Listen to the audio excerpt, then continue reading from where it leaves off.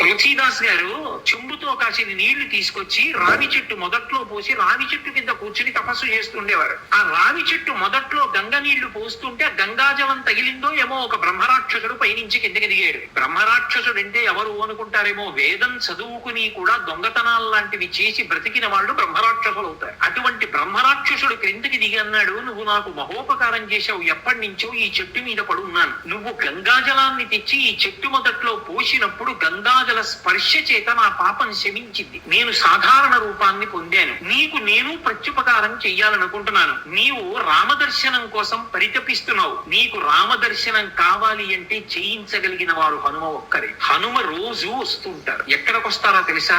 ఎక్కడెక్కడ రామనామం జరుగుతుందో, ఎక్కడెక్కడ రామనామం ప్రస్తావనకు వస్తుందో, ఎక్కడెక్కడ రామ కథ చెప్పబడుతుందో అక్కడ ఉంటారు. కాశీలో హనుమాన్ ఘాట్ లో ఒక వ్యక్తి రోజు రామాయణం చెప్తున్నాడు. అక్కడికి వచ్చి కూర్చుంటారు. ఎలా గుర్తుపడతావో తెలుసా? అందరికన్నా ముందు సభలోకి వస్తారు. అందరికన్నా ఆఖరణ కళ్ళ నీళ్ల పెట్టుకుని ఒక్కడు తలదించుకుని నడిచి వెళ్ళిపోతూ ఉంటాడు. నువ్వు గుర్తుపట్టి వెంట వెళ్ళు అన్నారు. తులసీదాస్ గారు హనుమాన్ ఘాట్ వెళ్ళి కూర్చున్నారు. అందరికన్నా ముందు ఒక వ్యక్తి వచ్చాడు రామాయణం వినడానికి. అందరూ వెళ్ళిపోయిన తర్వాత తల ఉంచుకుని కన్నులమ్మట నీరు కారుతుండగా వెడుతున్నాడు. తులసీదాస్ గారు ఆయన వెంటబడ్డారు. ఆ వ్యక్తి కనిపెట్టాడు, ఎవరో నన్ను వెంబడిస్తున్నారని. ఆయన హనుమ ముందు వెడుతున్నవారు. వెనక్కి తిరిగి గద్దించారు. ఎందుకు నా వెంట వస్తున్నావు? ఆగక్కడ. కాదు, నాకు రామదర్శనం కావాలి, నీ వల్లే జరగాలి. వెళ్ళి కాళ్ళ మీద పడ్డారు. కాళ్ళ మీద పడితే ఆయన ఒక స్థలాన్ని చెప్పారు. అక్కడ కూర్చుని నువ్వు జపం చెయ్యి, తపస్సు చెయ్యి, నీకు రామదర్శనం అవుతుందన్నారు. తులసీదాస్ గారు కూర్చుని తపస్సు చేస్తున్నారు. తపస్సు చేస్తుంటే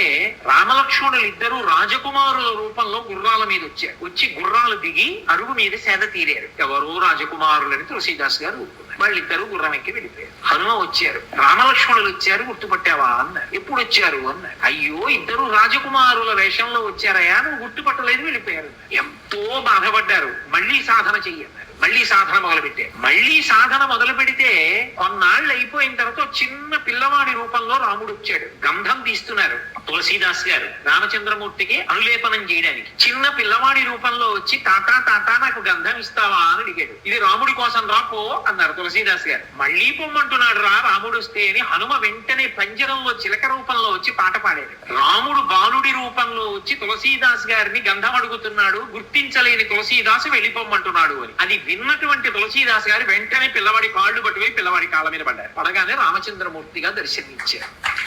తులసీదాస్ గారు